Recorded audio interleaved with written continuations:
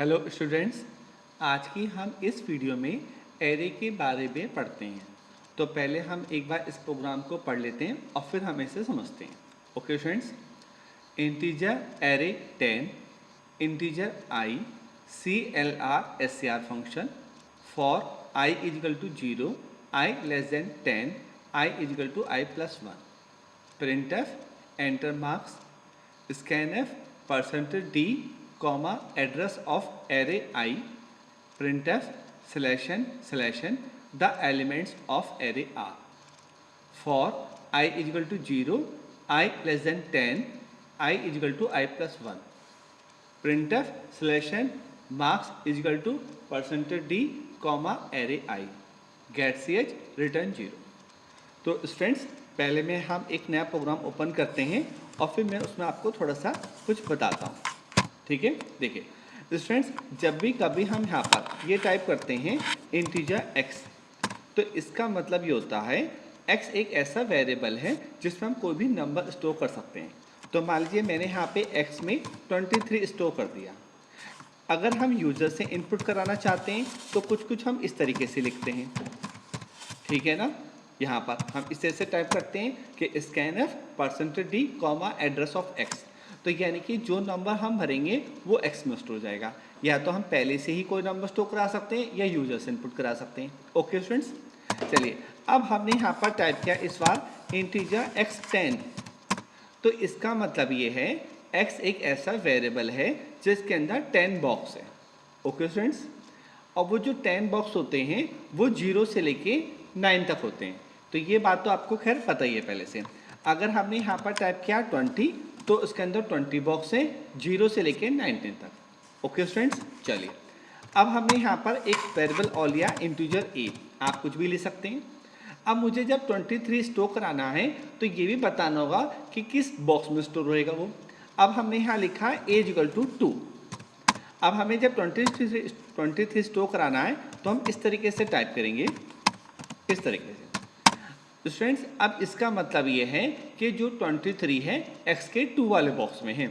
एक तो 0, 1 और 2, तो 23 x के 2 वाले बॉक्स में है। और अगर हमें यूजर से इनपुट कराना है तो हम इस लाइन को इस तरीके से टाइप करेंगे, scanf, %d, address of x और ब्रैकेट में a। यानी कि हम अब जो भी वैल्यू इनपुट कराएंगे, जो भी नंबर इनपुट होगा वो x के a वाले बॉक्स में होगा। और a की वैल्यू क्या है? 2। अगर सपोज यहाँ पर a की वैल्यू है 0, तो अब हम जो भी इनपुट करेंगे x के 0 वाले बॉक्स में जाएगा। अगर यहाँ पर हमने लिखा 4, तो हम जो भी इनपुट करेंगे x के 4 वाले बॉक्स में जाएगा। ओके स्टूडेंट्स, चलिए अब हम इस फाइल को क्लोज कर देते हैं और वापस अपना प्रोग्राम पे आते हैं।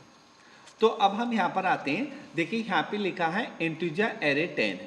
तो अब आप समझ गए होंगे कि एरे एक ऐसा वेरिएबल है जिसके अंदर 10 बॉक्स है 0 से लेके 9 तक। अब आप यहाँ पे देखिए फॉर लूप चलेगा, i की value 0, i less than 10, i equal to i plus 1, 0 से लेके 9 तक। अब हमसे पूछ रहा है एंटर मार्क्स। जो भी हम मार्क्स भरेंगे वो एरे के 0 वाले बॉक्स में जाएगा। फिर i की वैल्यू 1 हो जाएगी, तो अब जो भी हम मार्क्स भरेंगे एरे के 1 वाले बॉक्स में जाएगा। फिर i की वैल्यू 2 हो जाएगी, तो जो भी हम मार्क्स भरेंगे एरे के 2 वाले बॉक्स में जाएगा। फिर i की वैल्यू 3 हो जाएगी, तो जो भी हम इनपुट करेंगे एरे के 3 वाले बॉक्स में जाएगा। ओके स्टूडेंट्स, तो जो ये वाला लूप है, अब इसका ये काम है कि 0 से लेके 9 तक चलेगा और ये 10 नंबर्स इनपुट कराता रहेगा। अच्छा, अब स्टूडेंट्स, और ये वाला जो लूप है ये इसके अब आउटपुट को डिस्प्ले करेगा। मतलब ये वाला लूप इनपुट कराएगा और ये वाला लूप उसको डिस्प्ले कराएगा। ओके स्टूडेंट्स, चलिए अब इसको हम रन कराते हैं और फिर चेक करते हैं। तो आप देख सकते हैं अभी हमसे 10 नंबर्स इस तरीके से इनपुट करा रहा है और फिर ये उनको अपने आप डिस्प्ले करेगा। ओके स्टूडेंट्स, चलिए हो सकता है अब ये प्रोग्राम तो आपको शायद पहले से भी आता हो और नहीं भी आता होगा, तो अब आप समझ गए होंगे। ठीक है स्टूडेंट्स, इसमें मैं आपको एक बात और बताता हूँ, वो भी शायद बात आपको पता होगी, फिर भी मैं आपको दोबारा बताता हूँ।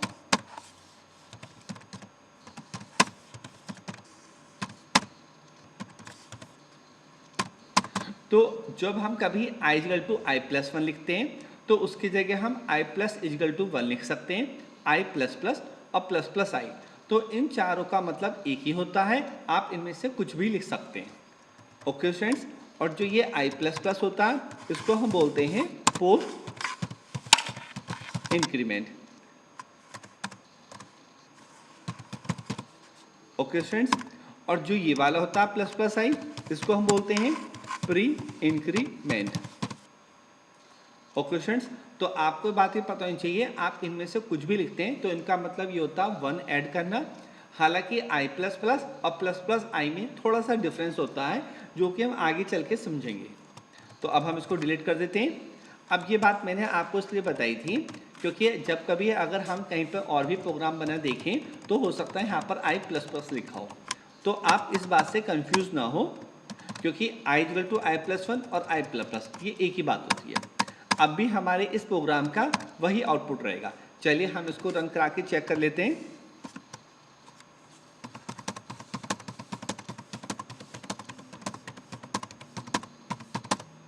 तो आप ही देखते हैं, अब इसका सेम वही आउटपुट रहा है, और यहाँ पे लिखा the elements of array are. यहाँ पर हमारी ये लाइन टाइप थी, आप इस जगह कुछ भी लिख सकते हैं।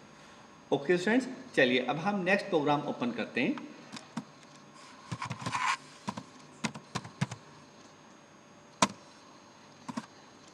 ओके स्टूडेंट्स, चलिए अब हम इसमें भी यहाँ पर देखते हैं। स्टूडेंट्स, हमने यहाँ पर टाइप किया इंटीजर एरे 100। तो इसका मतलब है एरे एक ऐसा वेरिएबल है जिसमें 100 बॉक्स है, 0 से लेके 99 तक। इंटीजर आई कॉमा एन, हमने दो वेरिएबल लिए हैं, CLR SCR function, printf how many numbers do you want to input, scanf percentage d comma address of n. तो पहले वो हमसे एक नंबर इनपुट कराएगा। Okay students, for i equal to 0, i less than n, i equal to I plus 1। तो students, इसका अब हमें ये प्रोग्राम का ये फ़ायदा है कि हमसे पहले पूछेगा हमें कितने नंबर इनपुट कराने हैं, तो वो जो भी हम भरेंगे वो हमारा एन में स्टोर जाएगा। मान लो मैंने एंटर किया 7, तो अब यहाँ पर ये 0 से लेके यहाँ पे 7 लिखा जाएगा, तो 6 तक चलेगा, तो ये हम 7 नंबर इनपुट करा सकते हैं। तो पिछले वाले प्रोग्राम में और इस प्रोग्राम में ये डिफरेंस है स्टूडेंट्स कि वो तो अब 0 से लेके 9 तक चलेगा और हमें 10 नंबर स्टोर करने होंगे। इसमें हमने यहाँ पर इंटीजर एरे 100 कर दिया, तो वो हमारी मर्जी है। अब हम उसमें चाहे 5 नंबर्स इनपुट कराएं, चाहे 20 या 50, इसका ये फ़ायदा है। तो जो हम नंबर इनपुट कर देंगे यहाँ पर एन में, तो ये लूप वहाँ तक चलेगा, उतने नंबर इनपुट कराएगा और उतने ही डिस्प्ले कराएगा। चलिए हम इसको रन करा के चेक करते हैं। देखिए हमने यहाँ पे इनपुट किया 4, तो अब ये हमसे इस तरीके से 4 नंबर हमसे इनपुट करा रहा और उन 4 को ही डिस्प्ले कर रहा। ओके स्टूडेंट्स, आपने ये बात और देखा होगा, अब जो इसका आउटपुट आ रहा है वो थोड़ा अलग तरीके से आ रहा है और एक अच्छा भी लग रहा है, जिससे हमें पता चल रहा है एरे के 0 वाले बॉक्स में 23 है, एरे के 1 वाले बॉक्स में 34। तो इसको भी हम देखते हैं। ओके स्टूडेंट्स, चलिए अब यहाँ पर हम आते हैं। ये तो वही लाइन लिखी है, for i equal to 0, i less than n, i equal to I plus 1। अब हम इस लाइन को ध्यान से पढ़ते हैं। Printf slash n array percentage d is equal to percentage d comma i comma array i. तो स्टूडेंट्स, एक बार तो परसेंटेज डी यहाँ है और एक बार परसेंटेज डी यहाँ है, तो इस जगह जो परसेंटेज डी है यहाँ पर तो इस आई की वैल्यू आएगी, और यहाँ पे जो परसेंटेज डी है यहाँ पे इस एरे आई की वैल्यू आएगी। इसका मतलब यह है आई की वैल्यू शुरू में कितनी है 0, तो यहाँ पर तो लिखाएगा एरे 0, और यहाँ पे लिखाएगा कि एरे के 0 वाले बॉक्स में जो वैल्यू हमने भरी थी वो यहाँ पर आएगी। फिर आई की वैल्यू हो जाएगी 1, तो अब यहाँ पर क्या लिखाएगा एरे 1, और यहाँ पर लिखाएगा कि एरे के 1 वाले बॉक्स में जो वैल्यू है। ओके स्टूडेंट्स, चलिए एक बार हम इसको फिर से रन कराते हैं और चेक करते हैं। अब स्टूडेंट्स, हमने यहाँ पर किया 3, तो अब ये हमसे 3 नंबर इनपुट करवाएगा और उन 3 को डिस्प्ले करवाएगा। ओके स्टूडेंट्स, चलिए अब हम नेक्स्ट प्रोग्राम ओपन करते हैं।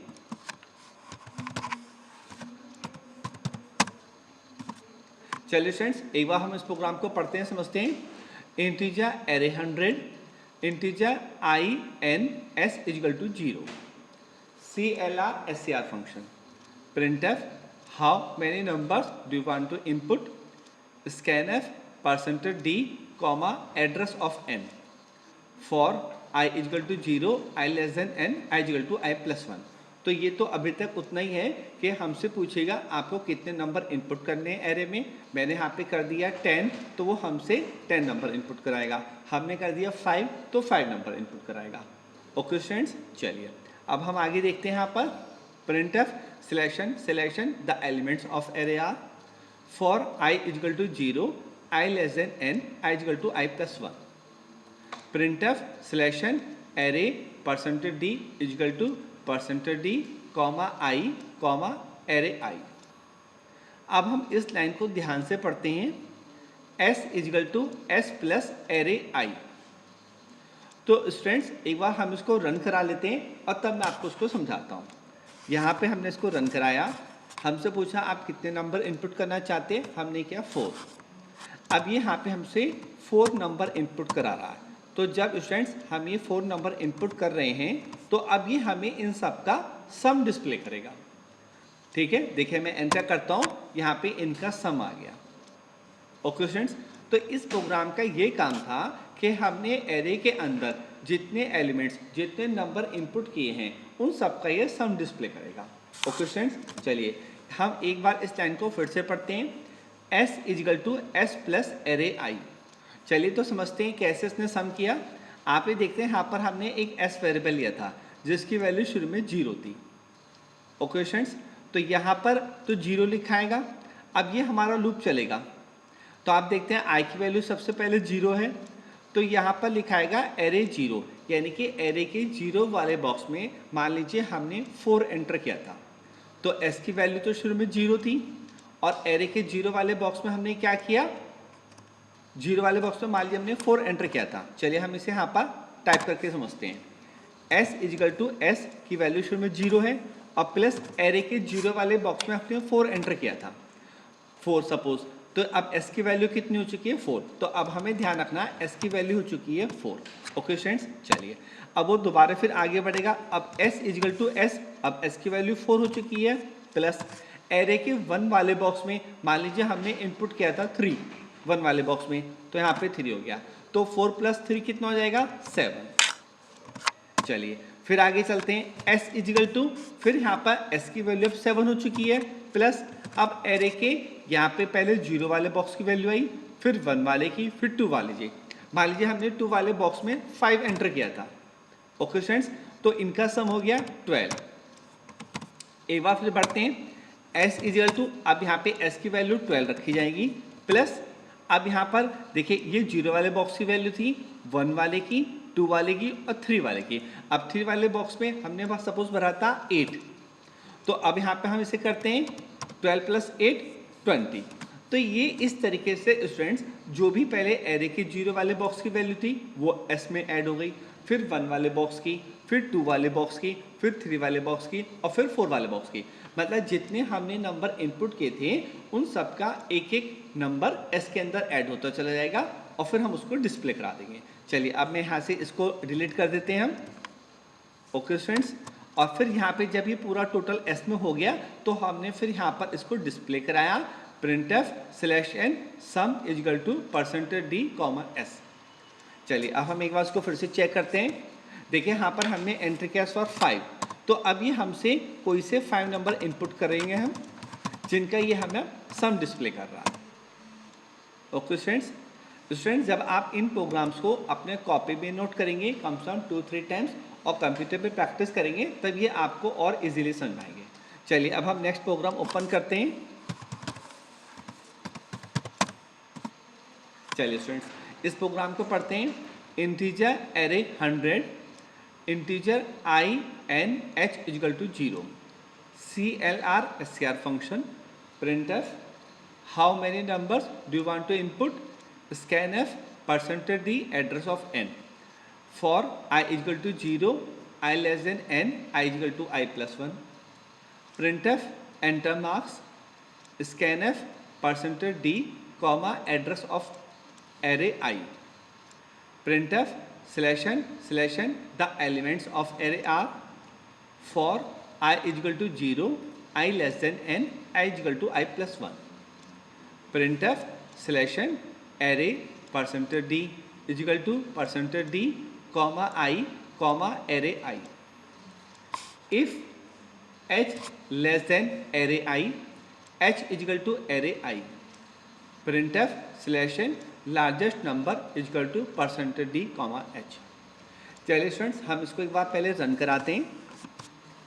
तो हमसे पूछ रहा हमें कितने नंबर इनपुट करने हैं। हमने यहाँ पे कर दिया सपोज 4। अब यहाँ पे हम नंबर इनपुट करते हैं। तो इस प्रोग्राम का ये काम है कि जो नंबर हमने इनपुट किए हैं उसमें जो सबसे लार्जेस्ट नंबर है ये उसको डिस्प्ले करेगा। ओके स्टूडेंट्स, आप देखते हैं इसमें सबसे लार्जेस्ट नंबर था हमारा 89, तो ये वो डिस्प्ले कर रहा है। ओके स्टूडेंट्स, चलिए हम इसको अब समझने की कोशिश करते हैं। तो सिर्फ हम इस वाले पोर्शन को समझते हैं क्योंकि बाकी तो सब सेम वही है। If h less than array i, h equal to array i. तो अब स्टूडेंट्स इसमें क्या होता है, ये लूप तो हमारा फॉर लूप 0 से लेके वहाँ तक चलेगा जितने नंबर हमने इनपुट किए हैं। ओके स्टूडेंट्स, हमने यहाँ पे h वेरिएबल लिया है जिसकी वैल्यू शुरू में कितनी है, 0। अब हम यहाँ पर देखते हैं इस लाइन का ये मतलब है इफ़ यदि h की वैल्यू कम है एरे के 0 वाले बॉक्स से, तो h में तो शुरू में क्या था, 0 था। ओके फ्रेंड्स, यहाँ पर हम इसको लिख के टाइप करते हैं। देखिए h में तो हमारा 0 था और एरे के 0 वाले बॉक्स में मान लो हमने एंटर किया था 7। तो अब हमने देखा यदि h की वैल्यू कम है एरे के 0 वाले बॉक्स से, तो वो फिर वैल्यू h के अंदर आ जाएगी। तो यानी कि h के इजिकल टू एरे के 0 वाले बॉक्स में 7 था, तो अब h की नई वैल्यू कितनी हो गई, 7 हो गई। ओके फ्रेंड्स, चलिए अब i की वैल्यू हो जाएगी फिर 1। अब यहाँ पर फिर चेक करेगा if h less than array 1, यानी कि h की वैल्यू एरे के 1 वाले बॉक्स से कम है। h में तो अब कितना हो चुका है, 7, और एरे के 1 वाले बॉक्स में हमने सपोज एंटर किया था 15। तो अब यहाँ पर h equal to array i, तो अब h के अंदर से 7 हट जाएगा और 15 आ जाएगा। अब फिर आगे चेक करते हैं, इफ यदि h लेस देन एरे 2, यानी कि एरे के दूसरे वाले बॉक्स में जो वैल्यू है, अब यदि h की वैल्यू कम है एरे के सेकंड वाले बॉक्स से, h में तो अब हमारा 15 हो चुका था और मान लीजिए एरे के 2 वाले बॉक्स में था 25, तो अब कैसे h इजिकल टू 25, मतलब क्योंकि हमने यहाँ पे लिख रखा है h equal to array i, तो यानी कि अगर यदि h की वैल्यू कम है एरे के 2 वाले बॉक्स से, तो वो वैल्यू h में आ जाएगी। तो h में हमारा क्या आ चुका है, 25। अब एक बार और चेक करते हैं, अब i की वैल्यू हो जाएगी 3। If h less than array 3, यानी कि यदि h की वैल्यू कम है एरे के तीसरे वाले बॉक्स से। अब हो सकता है भाई एरे के तीसरे वाले बॉक्स में इस टाइम केवल 8 था, क्या था, 8, तो वो वैल्यू तो हमारी नहीं आएगी क्योंकि h के अंदर वैल्यू वो तभी आएगी यदि h की छोटी है और एरे के तीसरे वाले बॉक्स की वैल्यू ज़्यादा है। लेकिन इस बार एरे के 3 वाले बॉक्स में मान लीजिए 8 था, तो अब h के अंदर तो 8 आएगा नहीं, h के क्या अंदर रहा, 25। अब एक बार हम और चेक करते हैं, इफ यदि h लेस देन एरे 4, यानी कि h की वैल्यू कम है एरे के 4 वाले बॉक्स से, तो h में तो हमारा क्या था, 25, और एरे के 4 वाले बॉक्स में भी मान लीजिए था 13, तो अब फिर वो भी वैल्यू नहीं आएगी, तो h के अंदर क्या रहा, 25। तो इस तरीके से होता है स्टूडेंट्स, हमने एक वेरिएबल लिया था h जिसकी वैल्यू थी शुरू में 0, तो हमने पहले एरे के 0 वाले बॉक्स में जो नंबर था उसको h से कंपेयर करा, यदि h की वैल्यू छोटी है तो वो वैल्यू हमारी h में आ गई। फिर हमने उस वैल्यू को h में रख लिया, सपोज जैसे 7 था। अब उसके बाद वो एरे के 1 वाले बॉक्स से कंपेयर करेगा, फिर वो देखता है यदि h की वैल्यू कम है और एरे के 1 वाले बॉक्स की वैल्यू बड़ी है, तो वो वैल्यू भी किस में आ जाएगी, h में आ जाएगी। इस तरीके से वो एक एक करके सब बॉक्स में कंपेयर करेगा, तो जहां उसे वैल्यू अपने से बड़ी दिखाई देगी तो उस वैल्यू को वो h के अंदर ले लेगा, और हाँ अगर सपोज छोटी दिखाई देगी तो वो उसे छोड़ देगा, क्योंकि हमें तो लार्जेस्ट नंबर देखना है ना, तो वो हर बार चेक करेगा if h less than array i, यानी कि h की वैल्यू कम है एरे के 2, 3, 4, 5 वाले बॉक्स से। अगर जब तक कम है तो उस वैल्यू को वो h में लेता रहेगा, और जैसे उसको अगर छोटी वैल्यू मिलेगी तो उसे छोड़ देगा। तो इस तरीके से जो भी हमारा लार्जेस्ट नंबर होगा वो हमारा h में आ जाएगा, और फिर यहाँ पर हमने उस h को डिस्प्ले कराया। ओके फ्रेंड्स, चलिए हम इसको एक बार फिर से रन कराते हैं और चेक करते हैं। यहाँ पर हमने एंटर किया 4, तो अब ये हमसे 4 नंबर इनपुट कराएगा फ्रेंड्स। अब ये हमें बताएगा इसमें लार्जेस्ट नंबर, तो ये हमारा आ गया 123। ओके स्टूडेंट्स, ये खैर मैं समझ सकता हूँ कि लार्जेस्ट नंबर और सम जो हमने लास्ट प्रोग्राम पढ़ा था, ये दोनों प्रोग्राम थोड़े मुश्किल होते हैं और देर से समझ में आते हैं, लेकिन अगर आप इन प्रोग्राम को 2-3 टाइम्स अपनी कॉपी में नोट करेंगे तो ये आपको इजीली समझ में आएंगे शायद। और जब आप इन्हें नोट भी करें तो आप मेन केवल इस लाइन को ही अपनी कॉपी में 4 टाइम्स लिखें, 4 बार, तो शायद ये आपको बात थोड़ा जल्दी समझ में आए। ओके स्टूडेंट्स, चलिए अब हम नेक्स्ट प्रोग्राम ओपन करते हैं। चलिए अब इस प्रोग्राम में हम एक बार पढ़ते हैं, integer array 5 is equal to 15, 10, 25, 20 और 35। Integer i CLR SCR function for i is equal to 0, i less than 5, i plus plus. printf array %d is equal to %d slash n, i, array i। तो students, इस वाले programme में हमने array के अंदर value पहले से ही store करा दी है। तो आप ऐसा भी कर सकते हैं कि एरे के अंदर जो भी नंबर है, वैल्यू है, वो एलिमेंट्स पहले से ही स्टोर करा दें, और यह आप यूज़र से भी इनपुट करा सकते हैं। अभी हमने जो पहले एरे के प्रोग्राम पढ़े थे उनमें हम वैल्यू जो एलिमेंट्स थे यूज़र से इनपुट करा रहे थे, और इस वाले प्रोग्राम में हमने एलिमेंट्स जो वैल्यू हैं उनको पहले से ही स्टोर करा दिया। चलिए अब हम इसको रन करा के देखते हैं, तो अब वो हमें ये सब वैल्यू डिस्प्ले कर रहा एलिमेंट्स। ओके स्टूडेंट्स, चलिए जब हमने यहाँ पे एरे 5 लिखा था तो ये 0 वाला बॉक्स, ये 1, ये 2, ये 3 और ये 4। लेकिन हाँ, मैं अगर स्टूडेंट्स यहाँ पर ये कर देता हूँ, एक मैं यहाँ पर वैल्यू और डाल देता हूँ, मैंने यहाँ पर कर दिया 13। तो अब जब मैं इस प्रोग्राम को रन कराऊंगा तो एरर आ जाएगी, क्योंकि जब यहाँ पे 5 लिखा था यानी कि हम उसमें 5 नंबर स्टोर करा सकते हैं, अब इसमें होगा 6। तो अब जैसे देखिए मैं इसको रन कराऊंगा तो तुरंत एरर आ जाएगी। ओके स्टूडेंट्स, चलिए तो अब मैं यहाँ से इसको मैं हटा देता हूँ। अब देखिए अब मैं इसको रन कराता हूँ तो अब ये ठीक है। तो अब आपको ये बात पता चल गई कि एरे के अंदर आप एलिमेंट्स पहले से भी स्टोर करा सकते हैं या यूज़र से भी इनपुट करा सकते हैं। और इसमें मैं आपको एक बात और बताता हूँ, आप इस तरीके से भी कर सकते हैं। यहाँ पर 5 था, हमने इसको हटा दिया। अब इस लाइन को हम इस तरीके से पढ़ेंगे, integer array is equal to 15, 10, 25, 20, 35। तो हम इस तरीके से भी कर सकते हैं, और ये अपने आप इसको देख के समझ जाएगा कि हमने यहाँ पे एरे का साइज नहीं दिया। ओके स्टूडेंट्स, तो ये अपने आप समझ जाएगा 1, 2, 3, 4, 5 कि यानी कि एरे का साइज 5 है। ओके स्टूडेंट्स, अब आप इसमें चाहे तो और भी एलिमेंट्स बढ़ा भी सकते हैं। ओके स्टूडेंट्स, क्योंकि यहाँ पर अब हमने साइज नहीं दिया था, तो आप जितनी चाहे वैल्यू स्टोर इसमें करा सकते हैं, तो अब इसमें कोई एरर नहीं आएगी।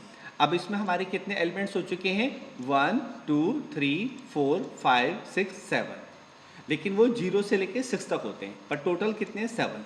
अब हम यहाँ पर भी चेंज कर देते हैं, क्योंकि वो हमें एलिमेंट्स तो तभी डिस्प्ले करेगा जब हम यहाँ चेंज करेंगे। अब हम इसको रन करा के देखते हैं, तो आप देखते हैं अब इसमें आप जितने चाहे स्टोर करा सकते हैं।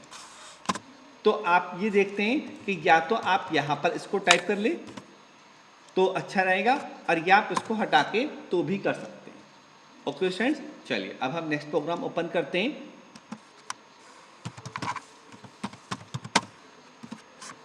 अब स्टूडेंट्स, अभी हमने इससे लास्ट वीडियो में फंक्शंस के बारे में पढ़ा था। ओके, तो हमने तब ये बात पढ़ी थी कि फंक्शंस हम किसी भी चीज़ के लिए बना सकते हैं। तो अब हमने ये एरे का प्रोग्राम है जो उसमें सम करने का था, वो हमने फंक्शन के थ्रू बनाया। तो हम इसे एक बार पढ़ते हैं, integer sum, integer array, integer n, integer i s equal to 0 for i equal to 0, i less than n, i plus plus, s equal to s plus array i, return s. तो आप ये समझ गए होंगे, ये सम function का नाम है। आप इस सम की जगह कैट, डॉग, रेट कुछ भी लिख सकते हैं। और यहाँ पर हमने फंक्शन से पहले टाइप किया है इंटीजर, तो हमने यहाँ पर वैल्यू रिटर्न कराई है, ठीक है। और यहाँ पर हमने टाइप किया इंटीजर एरे, इंटीजर एन, यानी कि इस सम फंक्शन को जब हम कोई एक एरे देंगे और एन नंबर देंगे कि कहाँ तक है इसमें एलिमेंट्स, तो उनका ये हमें सम कर देगा। अब मेन प्रोग्राम हमारे यहाँ पर स्टार्ट होता है। इसको अब हम एक बार पढ़ते हैं। Main function integer array 100, integer i n k equal to 0, CLR SCR function, printf how many numbers do you want to input, scanf %d comma address of n for I is equal to 0, I less than n, I is equal to I plus 1, printf enter marks scanf %d comma address of array I, printf /n the elements of array are for I is equal to 0, I less than n, I is equal to I plus 1, printf /n array %d is equal to %d comma I comma array I, k is equal to sum array comma n, printf /n sum is equal to %d comma k। तो main हमारी इस programme में ये बात है students कि हमने यहाँ पे एक फंक्शन बनाया जिसका नाम था सम। ओके स्टूडेंट्स, हमने इसके अंदर लूप चलाया और जितने हमारे एरे के एलिमेंट्स थे उन सबको हमने एस के अंदर जोड़ लिया। ये बात तो अभी हमने एक दो प्रोग्राम पहले ही पढ़ा था कि एरे के अंदर जो नंबर हम इनपुट कराते हैं उसको सम कराने के लिए ये टाइप करते हैं s equal to s plus array i, और इस लूप की वजह से तो वो सारे एलिमेंट्स एक एक करके एस में जुड़ जाते हैं। अब हम यहाँ पर आ गए।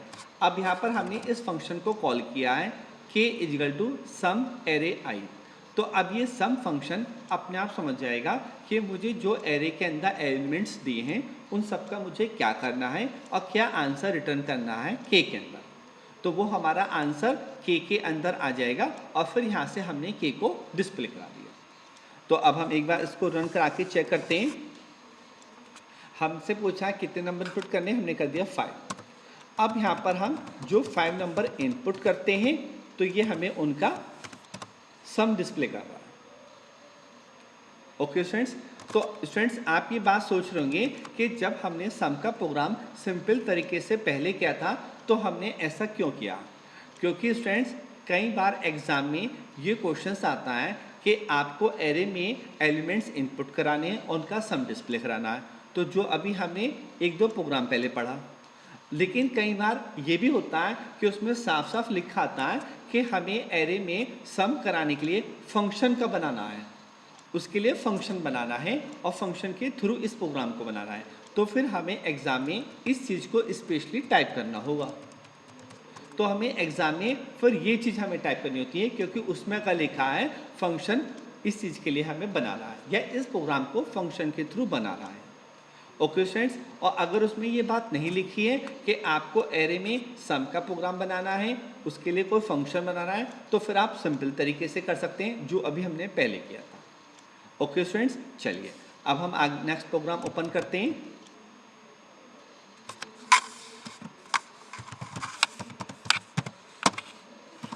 तो स्टूडेंट्स अभी हमने जो फंक्शन बनाया था वो सम के लिए बनाया था और सेम उसी तरीके से ये है एवरेज के लिए। चलिए इसे एक बार पढ़ते हैं। Double average integer array comma integer n, integer i s equal to 0 for i equal to 0, i less than n, i plus plus, s equal to s plus array i, return double s upon n. तो students जैसे यहाँ पर हम integer type करते हैं ऐसे हम float भी लिख सकते हैं और डबल भी लिख सकते हैं। फ्लोट भी डेसिमल नंबर के लिए होता है और डबल भी डेसिमल नंबर के लिए होता है। जैसे हम इंटीजर में एक लिमिट होती है कि वो काफ़ी बड़ा नंबर स्टोर नहीं कर सकता तो उसके लिए हम लॉन्ग इंटीजर लेते हैं। ऐसे ही फ्लोट, ये फ्लोट होता तो डेसिमल पॉइंट्स के लिए है लेकिन उसकी भी एक लिमिट होती है, लेकिन डबल में हम बहुत बड़ा डेसिमल पॉइंट वाला नंबर स्टोर करा सकते हैं। तो यहाँ पर हम फ्लोट भी लिख सकते हैं और डबल भी लिख सकते हैं, इंटीजर भी। पर चूँकि जब हम एवरेज निकलवाएंगे तो हो सकता है एवरेज हमारा पॉइंट्स में आए, इसलिए यहाँ पर आप फ्लोट या डबल का यूज़ करेंगे तो ज़्यादा अच्छा होगा। ओके स्टूडेंट्स, तो यहाँ पर सिंपल पहले हमने उन सब नंबर का सम कराया और उसको n से डिवाइड कराया तो उसका आंसर एवरेज आ जाएगा। ओके स्टूडेंट्स, चलिए अब नीचे का भी प्रोग्राम पढ़ते हैं। Integer array 100, integer i n CLR SCR function, printf how many numbers do you want to input, scanf percentage d comma address of n for I is equal to 0, I less than n, I is equal to I plus 1. printf enter marks scanf percentage d comma address of array I. printf /n the elements of array are for I is equal to 0, I less than n, I is equal to I plus 1. printf /n array percentage d is equal to percentage d comma I comma array I. printf /n average percentage f comma average array n गेट सेज return 0। तो students यहाँ पर हमने एक function बनाया है जिसका नाम हमने यहाँ पे दिया है एवरेज। आप एवरेज की जगह कैट, डॉग, रेड कुछ भी लिख सकते हैं और डबल की जगह आप इंटीजर, फ्लोट, डबल कुछ भी लिख सकते हैं। पर जब हम इंटीजर, फ्लोट या डबल लिखते हैं तो यहाँ पर हम रिटर्न कराते हैं। तो हमने उन सभी नंबर्स के एलिमेंट्स का जो एरे के अंदर थे उन सब का सम किया और उसको n से डिवाइड कर दिया तो वो एवरेज निकल के आ जाता है। और फिर यहाँ पर हमने उसको एवरेज एरे कॉमा n लिखा तो एवरेज फंक्शन अपने आप समझ जाएगा मुझे जो एरे के अंदर नंबर दिए गए हैं एलिमेंट्स उनका मुझे क्या करना है और क्या आंसर मुझे उसका यहाँ पर रिटर्न करना है। तो उसका आंसर वो यहाँ पर रिटर्न करके डिस्प्ले कर देगा। ओके स्टूडेंट्स, चलिए इसको एक बार हम चेक कर लेते हैं। हमने यहाँ पर इनपुट कर दिया 4। अब यहाँ पे हम 5 नंबर्स इनपुट करते हैं तो ये जिनका हमें इस तरीके से एवरेज डिस्प्ले कर रहा है। ओके स्टूडेंट्स, चलिए स्टूडेंट्स हालांकि ये सब प्रोग्राम थोड़े से मुश्किल हैं लेकिन जब आप इनको जितना मैक्सिमम टाइम्स आप कॉपी भी नोट करेंगे और फिर इन्हें कंप्यूटर प्रैक्टिस करेंगे तो ये शायद आपको और इजीली समझ में आएंगे। Okay students.